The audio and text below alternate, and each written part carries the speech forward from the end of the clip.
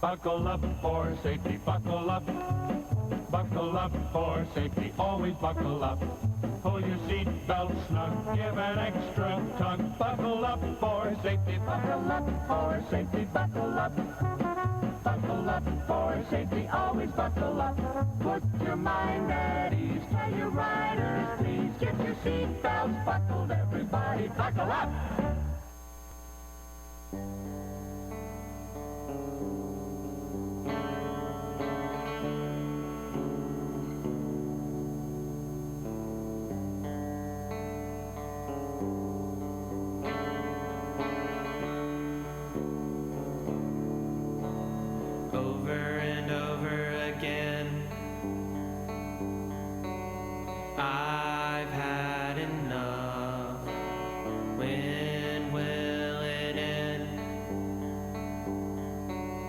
Why won't you stop? Oh no, I'm turning the music down at the climactic moment. Oh no, how silly of me. Welcome back, everyone, to LUVOL On Air. I am your host, James. Here today, back again, came crawling back on hands and knees, is the wonderful, the amazing, the infamous Redditor and member of Meatworm, Truman freaking Vincent. Yo, what's up? Oh, hold on, wait, you're really quiet. Keep talking. Hello. I was begging to come back on here. I was like please. Are we good? Wait, I had the wrong mic on for you. Sorry. Okay, talk. Hello. So something is up with the microphones, I think. So we will be using this one. Oops. Say, talk. Hello. Okay, cool. Weird. That's fun. Anyway. it was Heinous Unleashed's fault. Yeah, we'll blame friend of the show, Noel Haney. Okay, let's see. Okay, I'm off my rhythm a little bit. I'm LUVOL On Air. James, Truman's with me. Hello. Yeah, okay, introductions. For people who have never heard of you before and didn't watch my other amazing interview with you, introduce yourself. Hi, my name is Truman Vincent. I am a singer-songwriter from Memphis, Tennessee. I'm in my second year currently at MTSU, and I'm just making music and enjoying it. Awesome. And so how did you start making music? I kind of just did it. I don't know. Around like 6th grade, I was just like, I don't know, I want to play guitar. And then I did that for a bit. And then eventually, like 3 years ago, I made a little instrumental. And then Chandler, my girlfriend, was like, you should put words to that. So I put words to it, and I've been singing songwriting since. Did that evolve into anything that we can listen to now? Sure. What do you mean? Like, have you released that? Oh, yes. Sorry. Yes. I've released 2 albums at this point, an EP and a single as well. So if you are inclined to check that out, you can find me on any platform. I've got a lot of music out and ready for listeners to hear. All right, awesome. Now we're going to go through some of your biggest inspirations. Looking at the playlist that we have today, I can guess 2 of them. Yes. But just go ahead and say any inspiration you have, whether or not they're musical in nature. So, I mean, obviously my family's a big inspiration. For my songwriting, it's always Chandler. If you ever have a question about a song, it's about her. I should probably get some more topics, but that's hard. With the playlist, if you're listening live or if you check it out later, the playlist is just Car Seat Headrest and Black Country New Road, which I was listening to a lot of. My friend Colby from Meatworm, he got me into those. Well, actually, I found Black Country without him, but we bonded over that. Mm-hmm. I listened to Sunglasses from Black Country New Road, and I was like, this is cool. And Colby showed me Beach Life and Death by Car Seat, and then I became horribly annoying after I discovered Car Seat Headrest.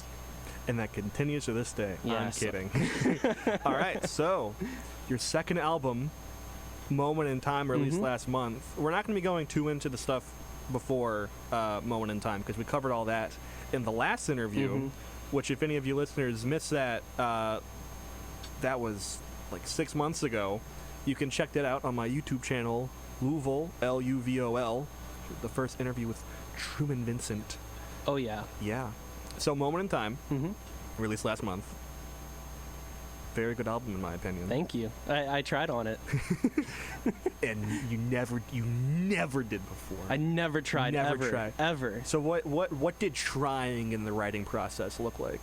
I mean, I was very stuck to just like, whenever I write songs, I start with the guitar and then add lyrics. And this is all Colby's fault, by the way. With the first album, it was all like acoustic guitar, open chords, cowboy chords, just like that's kind of how I was writing. So with the new album, I still use those on the new album, but I tried to up my game instrumentally, and I like doing the whole singer-songwriter acoustic thing, but I also wanted to try to write music for a band, because when I perform live, I have a lot more fun with people. So I was like, I'm gonna make some songs specifically for people to play with me on them. And then of course I was getting through Car Seat and Black Country New Road as like inspiration, so I wanted to make music inspired by that. I mean, it's not like a rip off of them, but they kind of showed me different music to go off of. It was just fun. I don't know. The songwriting was pretty much the same process as the first album. It didn't take nearly as long because I wrote an album before, so I kind of got into a groove. So for this album, trying looked like just working on the instrumentation a lot and working with my band members from Meatworm, just making sure that everything was tight and good. Yeah. And so obviously there's a lot more emphasis on the instrumentation. Yeah. Which goes into a more complicated recording process, I would imagine. Very. What did that look like? So with the first album, I recorded it over like a 3-day vacation with Colby, who I'm going to be mentioning a lot apparently. Hi Colby. Hi Colby. You're my favorite kind of Cheez-It. Yeah. Yeah. Well, I think that's his one of his usernames. It's Colby Jack Cheez-It. Mm-hmm. Not the whole thing, oh, but so I tried repeating the whole process for recording Lost and How This Feels. So we just went off and recorded the songs at the lake. That did not go well. I mean, it kind of went well, but these songs, there were more songs and they were more complicated, so it wasn't just like shove a guitar in from an acoustic guitar. Mm-hmm. So we recorded that over summer, and I thought that was just going to be the album. I wasn't too happy with it, but I was just ready to work on album 3 and just move on. I liked the songs, but I just couldn't get them recorded in a way I wanted to. And then over the rest of the summer, I had my bass player, Hank. He got a drum set, I think to play live, but we tried recording drums for that, and I mean he did amazing, but it was just a tough process. And then I got back to Murfreesboro for the semester to start, and the album was just not anywhere near completion. It was just a struggle. And then my good buddy Liam, who we actually are internet friends, like we were just buddies from a random app, and we got to talking, became friends, and then like a year later, he's like, hey, I'm in Nashville, I need an artist to record. So I just got some studio time of no cost for myself, like a whole week of that. A whole week of actual studio time. It was over the span of 2 or so months of recording.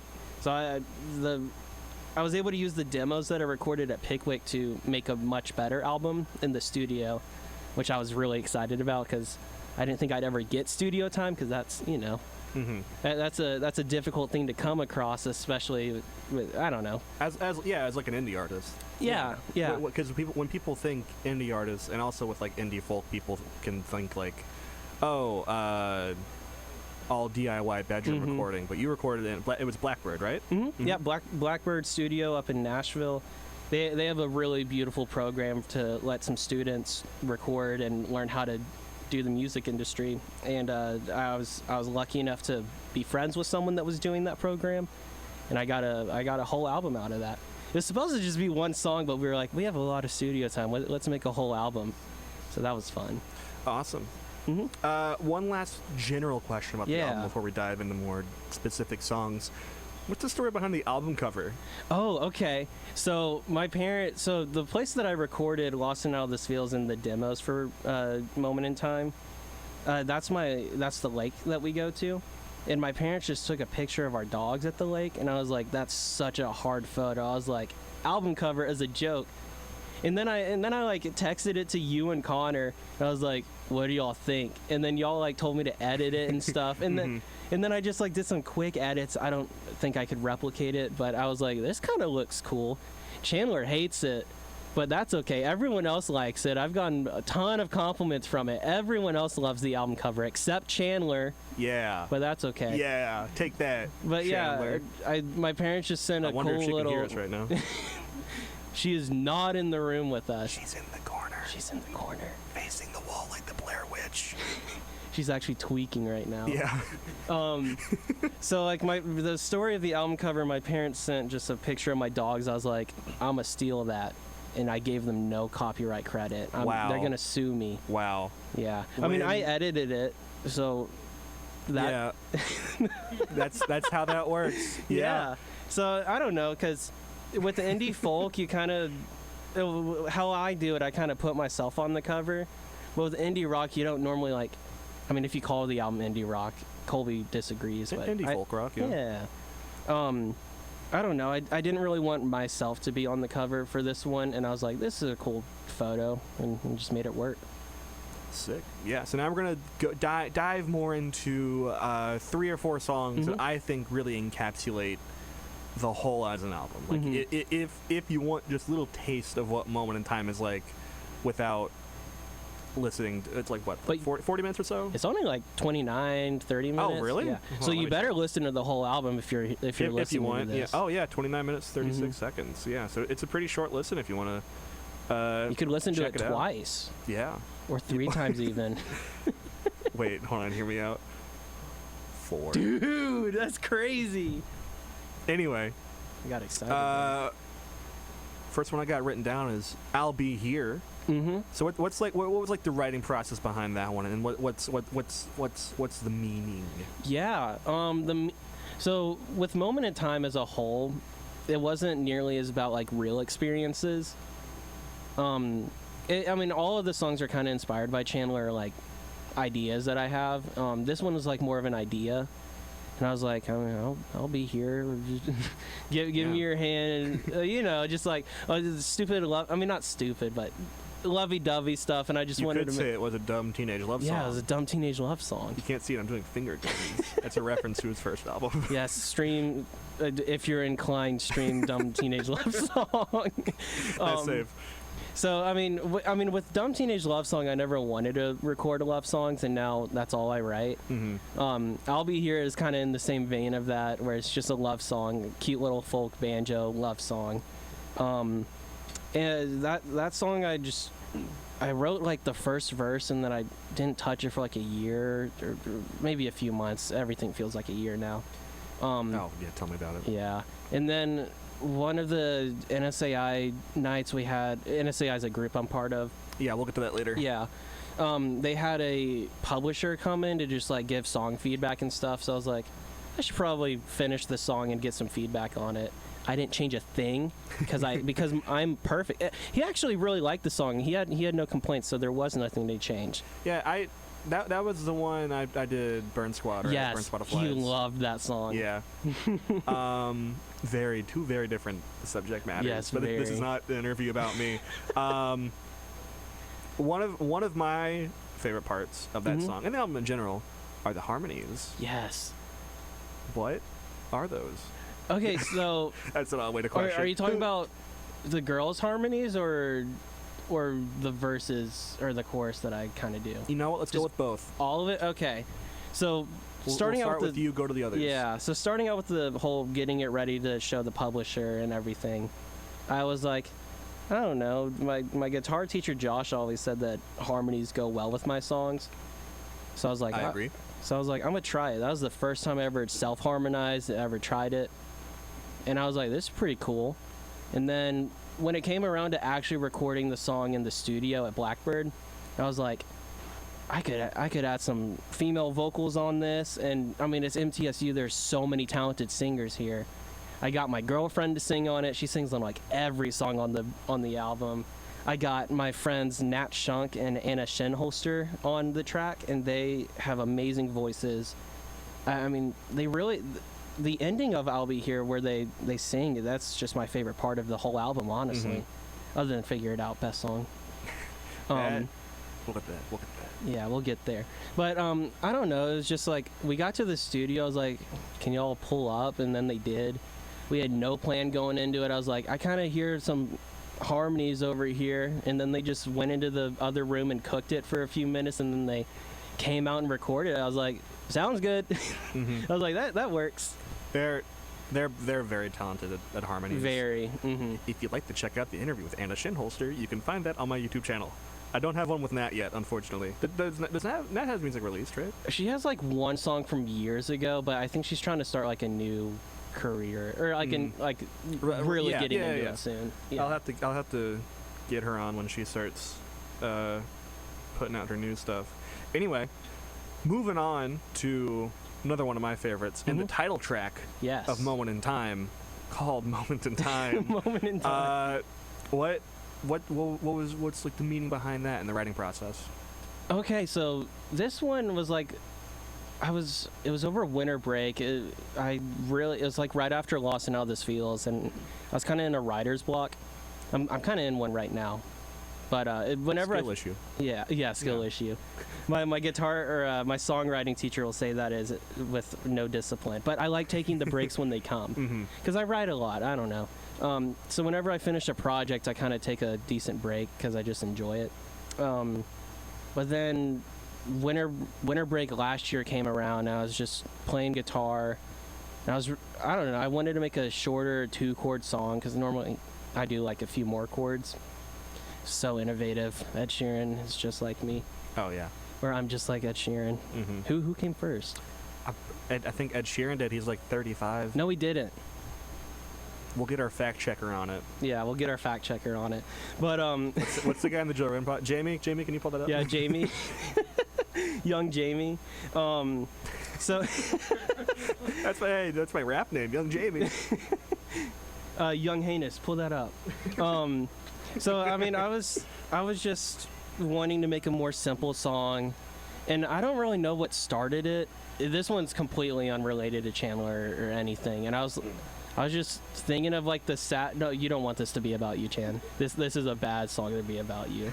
She looked hurt when I said it wasn't about her.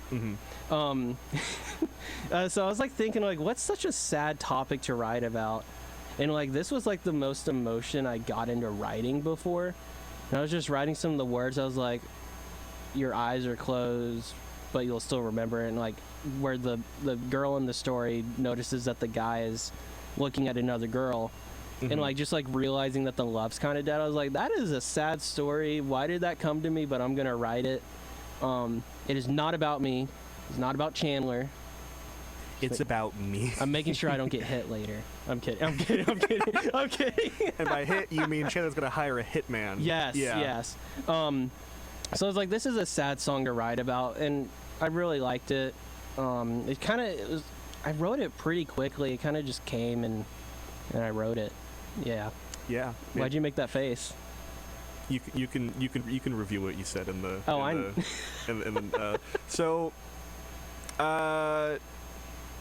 yeah. Is there a reason you would say that you made it the title track?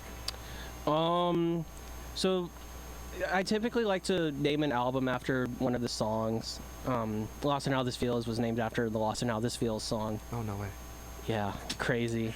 And with Moment in Time, I was looking at all the song track names, and I was like, I mean, which one kind of captures the vibe the most? And I was thinking Figure It Out at first, and I was like, eh.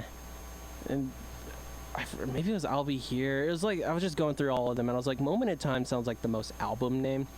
And also, I think that song just captures the vibe of the album the most, with like, just like some like hope in a relationship, but also like kind of struggling, and this song shows the struggling side. Yeah. I think it captures the perfect blend of like my acoustic indie folk stuff with like the new rock stuff that I was doing. So I think just the song instrumentally, production-wise, thematically, and I just like the title. I'm gonna be honest. Oh yeah, But sure. but I feel like it kind of I think it best represented the album. Yeah, I think if I could add on to that and give my Yeah. own little spin on it. Yes. I think songs in general are literally moments in time. Yes. Music is literally notes I over forgot a to say time that. period. And so not only that, but all of your songs, even on your other projects, are usually about a specific A feeling. moment in time. Exactly, a specific feeling that you're feeling in either a moment or a collection of moments. Maybe that's just what songs are in general. I don't Yeah. know, but still, I think it applies. Thank you. Yeah, I agree. And so, the album has what I think is more like longer form songwriting. I think I can't double check this without looking at. Did you see that? I'm sorry. No, it's good for audio listeners, aka everyone, because we don't film this. Truman you just like opened your mouth and almost ate the mic. I attempted to eat the mic and it didn't go well. I know these are I was trying to be quiet so the listeners wouldn't hear. I think they're called Electro Voice RA20s, which are Too big for my mouth. long and big tubes. I'm sorry. We're gonna move on. So you have longer form songwriting on this album, I think. How did you tackle that longer form songwriting? I don't know. I was just writing. I was like, this isn't done yet, so I'll add more verses and stuff. I don't really know what I did differently. So would you say it was more like kind of like a piecemeal thing? Yeah, because before I took most of these songs were written before I got to my commercial songwriting class, which has changed my behavior for the better. Because like before I would just like make a verse and I'd be like, that's the opening verse is the only good verse, it's the best one, let's just put filler in for the rest. So if I honestly kind of wish I could go back and rewrite some of this album, because there's this method called boxes where you like make each verse heavier and better than the last, and I just never tried that before.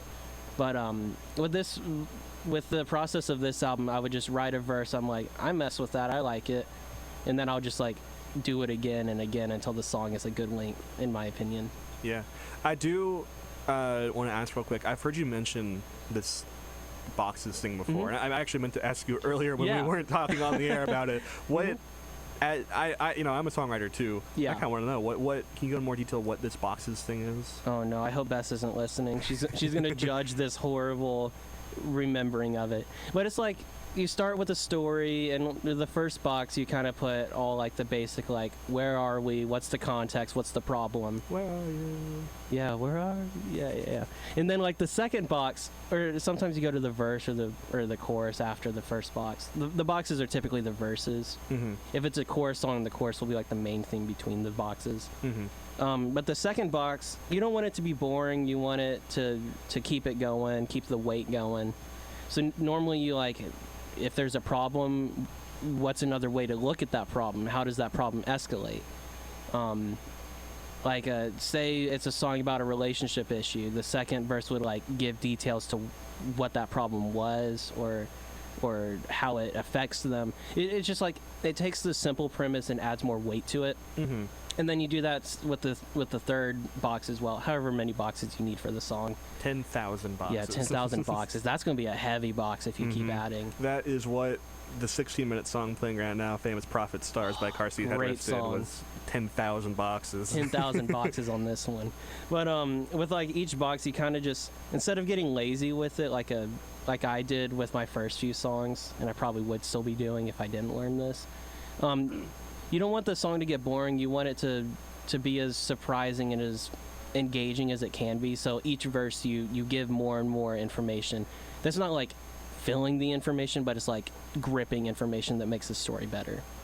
And that's kind of what I learned from that. Yeah, we got about, let's see, 5 minutes, 30 seconds to break. So I'm going to ask you about one more song off the album before we go to break, and we'll come back, talk a little bit more about Moment in Time, actually. Okay.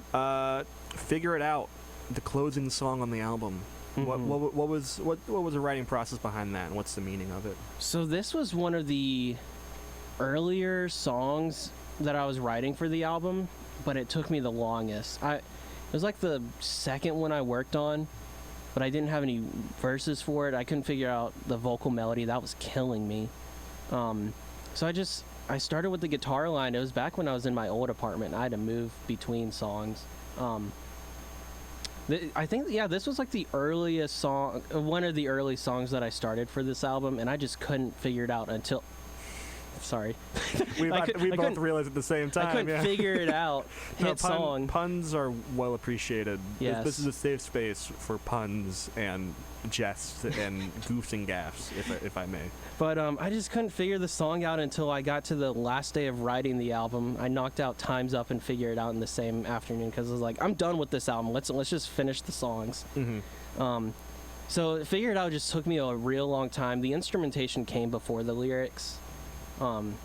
Which is how most of my songs are, but the instrumentation also took a while. I was listening to a lot of Car Seat, Black Country New Road. My friend Hank showed me, I was like, give me some song suggestions to help me write this song. And I forgot the album. It was like, You're Not As Blank As You Think You Are. And like that kind of got me in the headspace to write this song, like instrumentally, before I did the vocals. Mm-hmm. And lyrics. And out of curiosity, is blank a swear word, or you just forget? No, it's just blank. It's literally called blank. Mm-hmm. Oh, okay. It's like an underscore, but I think the point of that is to fill in whatever you think, whatever bad thing you think of yourself. The album's like you're not. Mm-hmm. It's a really good album, actually. You should probably check that out if you're listening, if you're inclined to. If you want. Yeah. It's okay if you can't. Do you think you'll be able to fit in the names of everyone who contributed to the album in about 2.5 minutes? Oh, easy. Oh, I hope. Okay, so I started writing on that song, and then my buddy Hank, he gave me some song inspirations to get writing on that song. And then I came up with like the initial chord progression, and I showed it to him. And I hate Hank for this, I'm kidding. He kind of like took the chord progression, made his own song with it, which is really funny, really good song. You will be suing him. Yes, Meatworm Special. I will be suing. Truman Vincent is taking him to town. I mean, taking him to taking you to downtown to the courthouse. No. So that's kind of how the song started. It was all me. Hank did nothing. He just gave, yeah. And then, so I was just wrestling with that for a while. It took multiple semesters for me to write it. And then over the summer, I got some verses in, and then I showed it to Colby and Hank, and they helped me like flesh out the rest of the instrumentation, like the whole pre-chorus instrumental part before the chorus. That was kind of Hank like, we should do this. So I was like, yeah, that's cool. So Hank and Colby helped me out on that one. I realized I got to do this in 3 minutes. Mm-hmm. You got about I got a minute and a half left. I got this. So they helped me out with like the creating of the song. And then later on, I got Bradley and Jesse. They're from the band Mileage. Because when I got the studio time for Blackbird, I needed some musicians to record it live with me. Mm-hmm. So I got them to do bass and drums on the song. I did guitar. And then after that, I got, when we were recording vocals in the studio, I got Anna and Nat to sing harmonies on the bridge part again.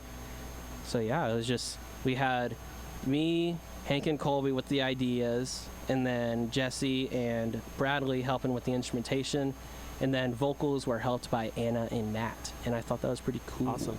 Yeah. And then a lot of people on this one. What was the name of the producer and engineer again? Yes. Oh my gosh. Yes. Liam. He changed the song the most. He did so much. Liam Smith, Presley Smith is his artist name. Real cool guy, and he mixed the whole thing, produced the whole thing. Anything you hear, he did. What did Chandler do on the song? I'm sorry. What did you do? I forgot. Did you sing on it? No, you didn't. You didn't sing on the song. I would guess. She doesn't even know. It? She wasn't on this one. Did she inspire it? Yes. Yeah, yep. Yes, so. she inspired it, kind of. All right, well, here are the last 30 seconds of Famous Prophet Stars by Car Seat Headrest, and then we're going to go to a break, and we'll come back talking with Truman Vincent still. Thank you for listening, everyone. Reason to look at childhood. At the end of my childhood, I put these ways behind me. For now we see only reflection as in a mirror. Then we...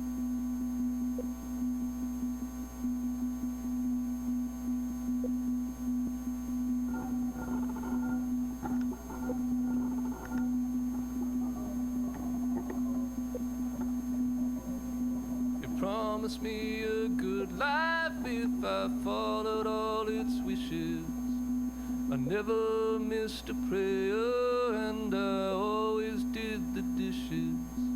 What's beautiful is good, but what's that blood along the ridges? What is that for? Tabernacle. You want to repeat that, Truman? For those that have been lucky enough and fortunate enough to record with me, I said skibbity riz on the microphone, which is a habit of mine. Yeah. We'll get to it later, but I got some fun outtakes for a certain thing. No. Oh, no, I don't have them pulled up. I just have stories about them. Anyway, that was... Oh, I have to pronounce this name on it. Can you pronounce the name of this thing? Gethsemane. Yeah. It's a Bible term, so I should know it, but... It's by Car Seat Headrest. Gethsemane. Yeah. Great new single. Cool. Oh, it's new? Yeah. Oh, I should have put it on my new for the new upcoming The Scholars album by Car Seat Headrest, and I will be the most awful person when it releases. Sick. I love Car Seat Speaking Headrest. of... No, I'm not... That's too mean. What? Because... I want to assure the listeners out there, me and Truman are like good friends. Yeah, we're buddies. And so when I'm mean to him on the show, it's out of a place of love and being friendly. And so I was going to say, speaking of... Oh, I forgot what I was going to say, actually. Dang, that's embarrassing. What were we just...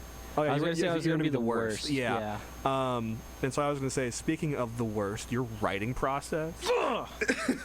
No, it's good. It's good. And you said earlier it evolved. So I want to know now how your writing process evolved from Lost and How This Feels to Moment in Time. Okay. So I kind of touched on this earlier. With the first album, I didn't really care about the instrument. I mean, I cared about the instrumentation. Yeah. But it was definitely more about writing about what was going on in my life at the time. Lost and How This Feels was very vulnerable. It was basically just like, this is happening to me. I'm going to write exactly what is happening to me. Real, just not how Moment in Time was. It was just a different project, obviously. So with Lost and How This Feels, like, the writing was like, this is what's happening. There was creativity on how to, like, put it to words, but it wasn't like, let's come up with a story. Yeah. And then Moment in Time was, I don't think any of those songs are really, like, real. I'm pretty sure everything in Moment in Time is like, we're talking about a fake album that I made up. Yeah, this is fake.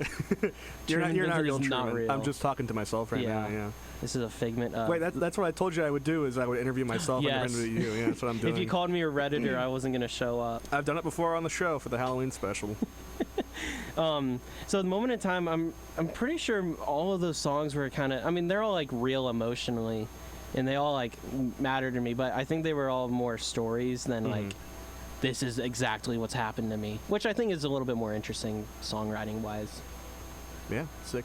I remember going back to the instrumentation. Yeah. There we go. That's a hard word for me for some reason. I remember back during the first interview, the way you said you recorded Lost and How This Feels is you would just go in to record with Hank? Yeah, with Hank. Record the instruments, and then like a month later you just got the mix. Yeah. And so now not even a month, a day later. Oh, a day. Yeah. That's a quick turnaround. Dang. Quicker than I can do. But now it's now you're talking about like, yeah, so this would go here, and I considered this part, and that's evolution. Evolution. You have a vision. Yeah. Not that you didn't have a vision before. No, but now it's more like me, where I'm like, this is the vision. It was definitely more intentional with like, not just telling a story with the words, but also like make you kind of feel it with the instrumentation. And I definitely put more thought into the instrumentation this time around, because I wanted the album to rock. Not like rock hard, but.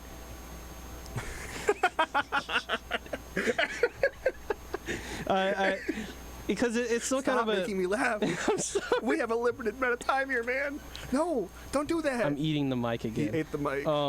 I wanted.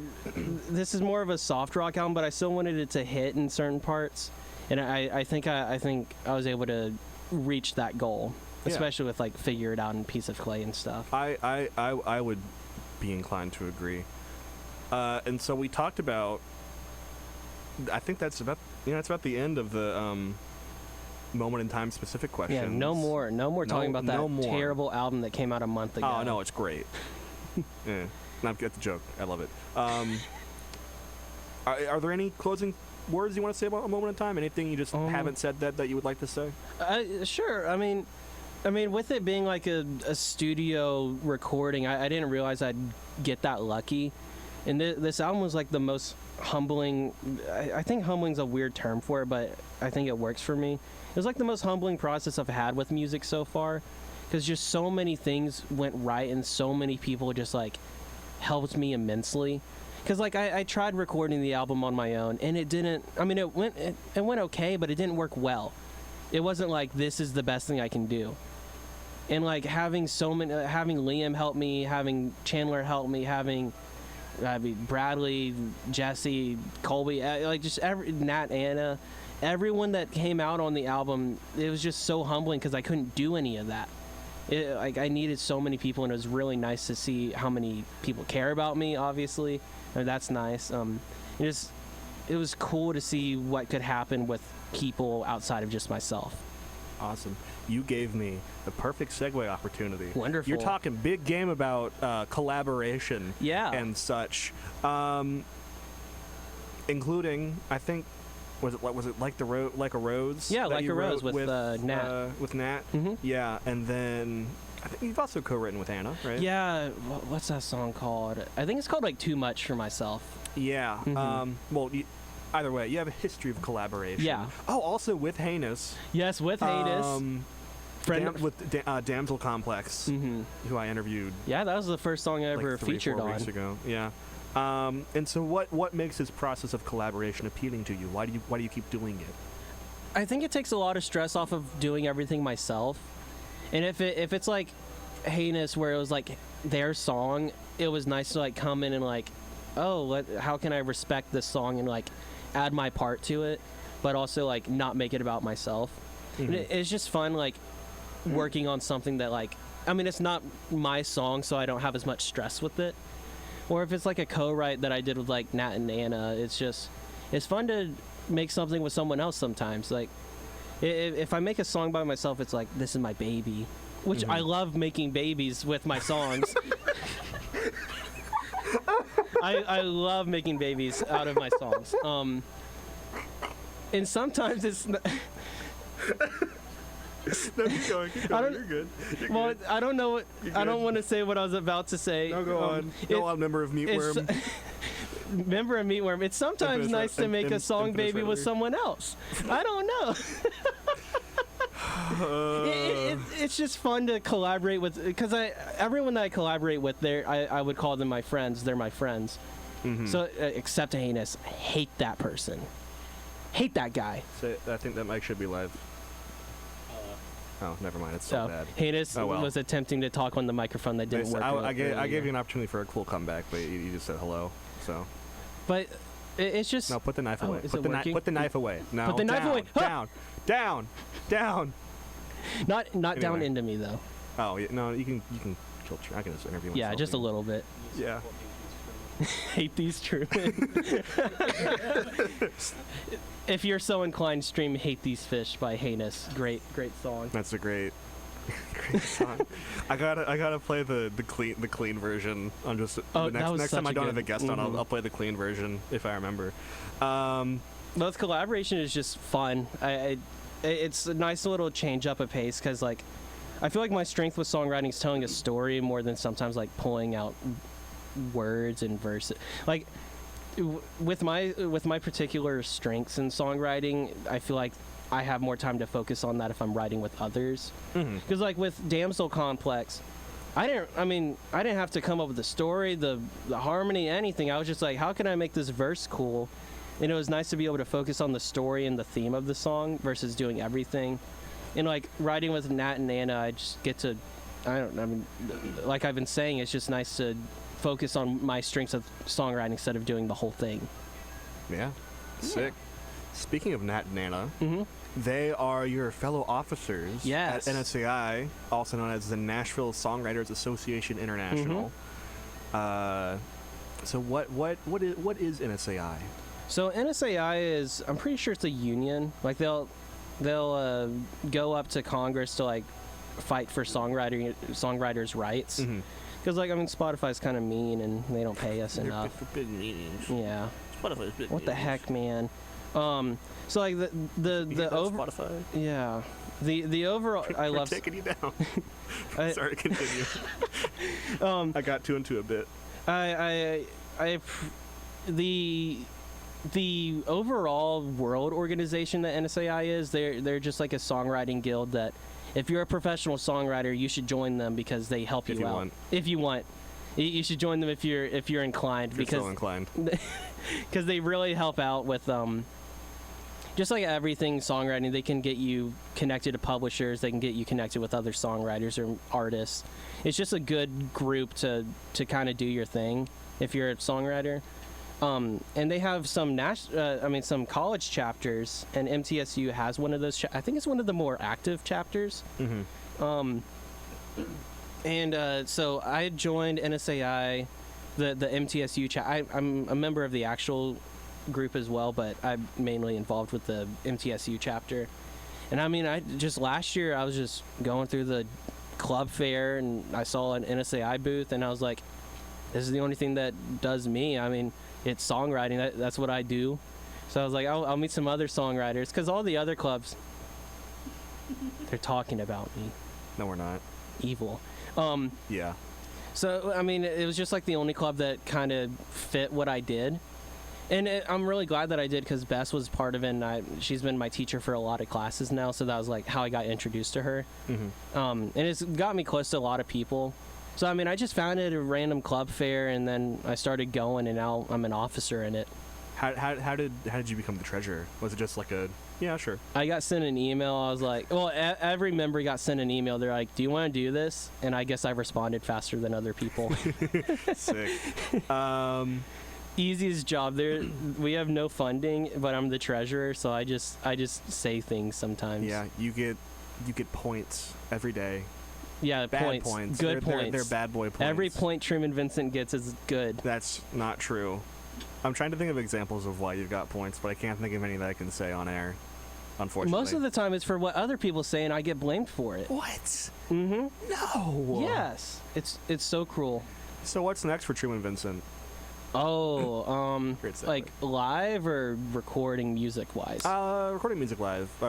Recording music wise. We'll get the live later. So for recording music-wise, we actually talked about Moment in Time and Songbook Volume 2 last interview, which was over a year ago at this point, and now I'm actually getting around to doing them. So it was 6 months ago. Was it that? The interview was, yeah. Oh, I thought it was longer. It does feel like forever. It does. But so back then was when I did I was talking about Moment in Time and Songbook Volume 2. Well, Songbook Volume 2, we're finally recording it now with your beautiful host on this radio show and Haynes, who I keep talking about, and Chandler. It's actually just a collaboration of everyone I love at MTSU. So yeah. yay. I understand we have a sneak preview. Sneak peek of my new song. The first song recorded, Your Love Is All I Need. This will be the closer on Songbook Volume 2. Yeah. Oh, it's the closer. Yeah. Ooh, nice. Patent pending. This was, let's see. You wrote it, did banjo and guitar. Chandler did extra vocals. She begged me. She was like, "Can I please sing on this one?" I was like, "I guess." Noel, aka Haynes, did bass, and then I did like C sharp producing. bass, by the way. Oh yeah. Drop C drop, sharp. Drop C. No, Yeah. just drop C. Oh yeah, C. What am I talking about? C sharp. What am I? And I was like Stupid. engineer, producer, Pianist. and also played piano. Yeah. Pianist. And then my project partner Mateo also was like producer and engineer. And so this is a real fun collaboration. A very, very rough mix of Your Love Is All I Need. I think it's the final mix. Honestly, Truman. we should release it tonight. Really? Yeah. All right. Yeah. I'll keep the mics live so we can get Yeah, a reaction from the room, just so people know how it's. Unfortunately, Chandler's already heard this because I wanted to. Oh wait, I can't put the mics on and also put the monitors on at the same time. Well, we have headphones on, so Yeah. they'll just react like they're. Yeah, they'll be like. Ha, ha, ha, ha. Yeah, here is Your Love Is All I Need by Truman Vincent, world debut.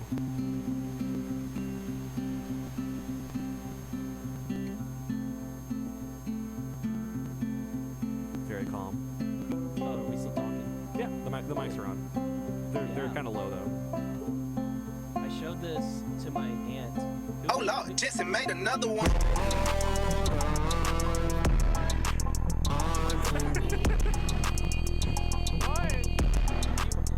Everyone I've shown this.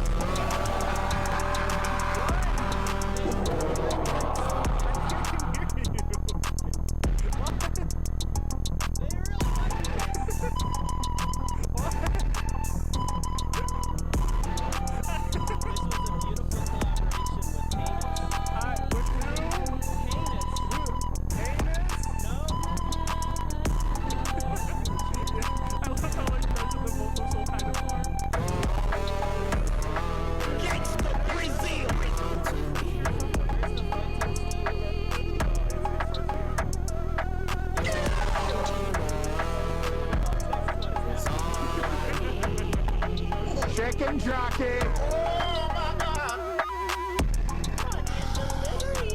Where do you all keep coming from? Poor listeners. Oh no, that was the real one. it loops. No, it loops. Okay, let me turn these back up. Okay, testing mic levels. Okay, that seems about good. So that was the final mix of Your Love Is All I Need by Truman Final Vincent. mix coming out tonight. Now, well, hold on, let me turn this back down so we can keep playing Sunglasses by Black Country New Road. Great song. There we go. Oh, there it is. Okay, it's just kind of quiet. Anyway, I hope you liked it. yeah, why did you make that? So I didn't make that. Well, I wrote the normal song. I wrote it, and then I was just talking to Noel, and then Noel was like, "Did you come up with the evil funk bass thing, or me?" Here, we can share the microphone. We can share the microphone. Welcome, Hi, guys. Nice and Noel close. Haney, aka Hanus, to the Ooh, show. Intimate here. Ooh.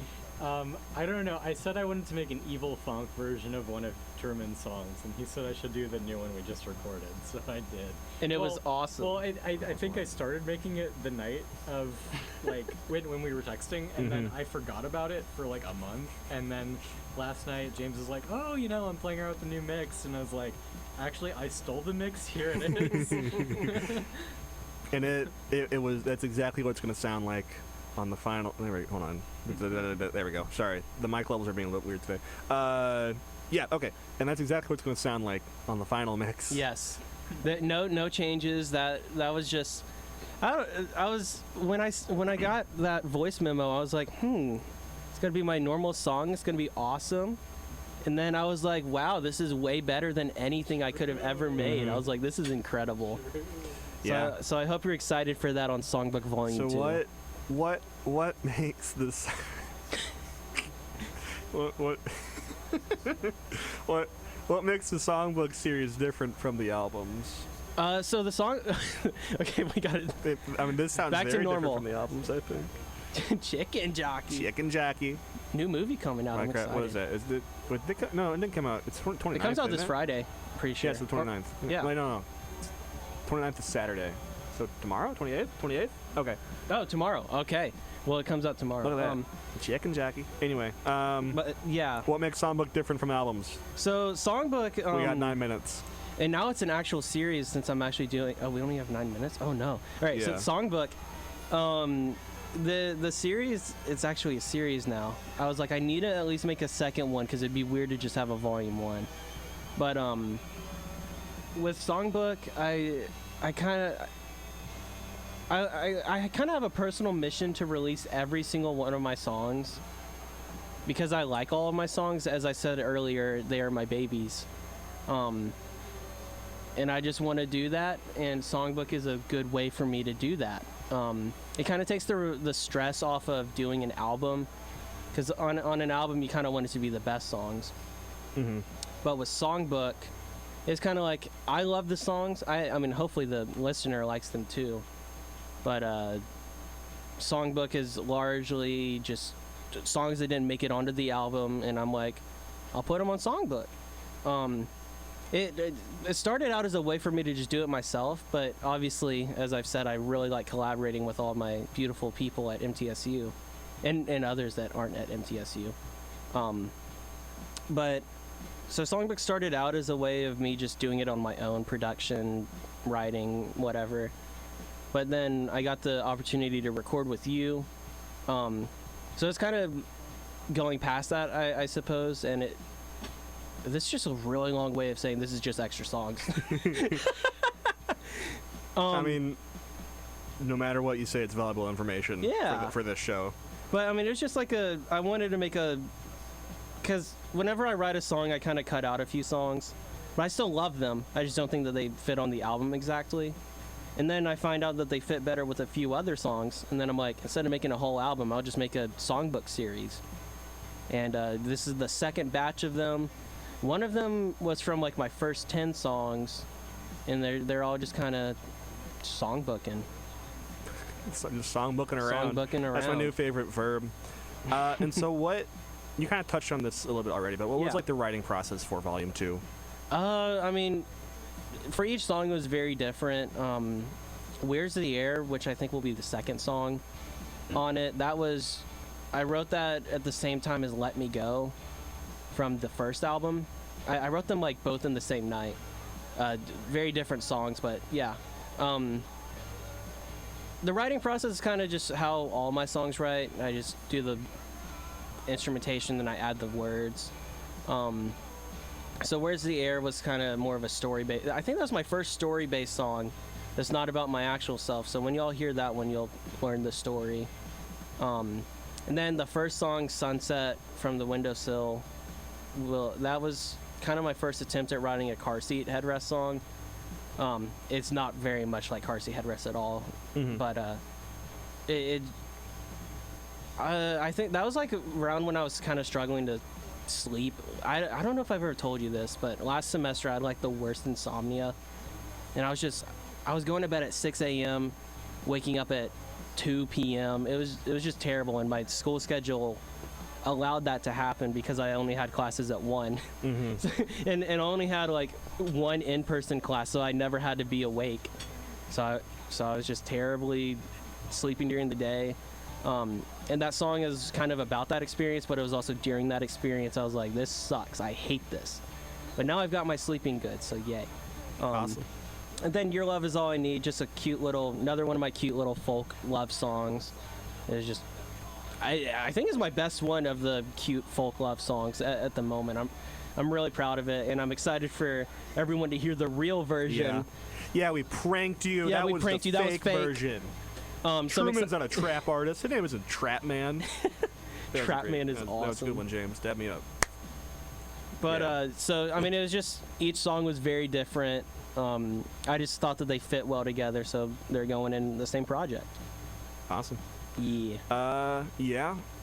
Well, we're coming towards the end. Any upcoming live shows you want to promote? For once, I actually do. Crying Cat Books and Records, which is like my favorite local store, they're turning 4 on April 6th, I believe. And they were like, hey, we need some musicians to come out and vendors and just to celebrate their anniversary. I was like, I'll put my hat in the ring. I love this place. I get most of my records there. I just really like them. They're a cute little local store. And so I'll be playing there. Yeah. It is April. Okay. Yeah. Thank you. It is April 6th. I think I'm the last performer to play around like 4 o'clock-ish. PM. Yes, 4 p.m. Not 4 a.m. But yeah, I mean, so I'll be playing at Crying Cat, and that'll be fun. Awesome. Yeah. Anything you want to say to the listeners at home? Thank you for listening. I appreciate everyone. I want to shout out my family. I didn't shout out enough of them.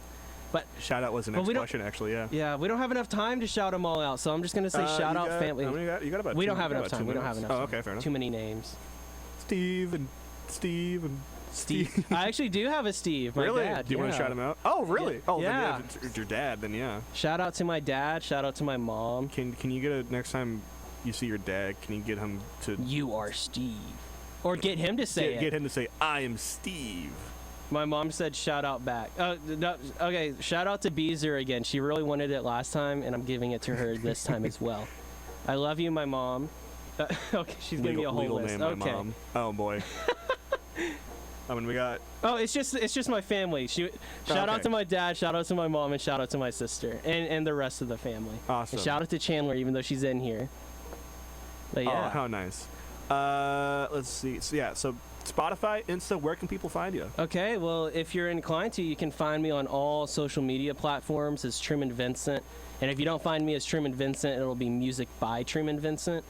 I'm on TikTok, YouTube, Facebook even. Instagram. Spotify, yes, I am Truman Vincent on Spotify. If you want my music, go to Spotify, Apple Music, Bandcamp.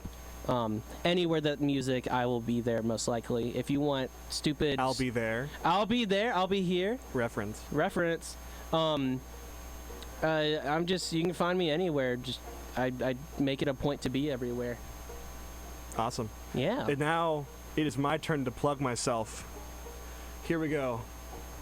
Want a song request or interview? You can email me at luvolonair@gmail.com. If you want to follow me on Instagram, I am LUVOL_music on Instagram. LUVOL spelled L-U-V-O-L. I am not Louisville, Kentucky. I am not Louisville, Kentucky. I am LUVOL. L-U-V-O-L. Don't get it twisted. Louisville, Kentucky? Louisville. Whatever. Thank you, Truman, for being here. Yeah, thank you for having me. Thank you, everyone. Fun to be back. Thank you, everyone, for listening, whether it's right now in the current moment or later on YouTube. Oh yeah, my YouTube is Louisville, but I said that earlier. And now, we will fade out to the soothing sounds of Thanks for Coming by Yada Asmar. Good night, everyone. Thank you, Truman. Thank you for having me. Thank y'all. Yippee. Bye-bye.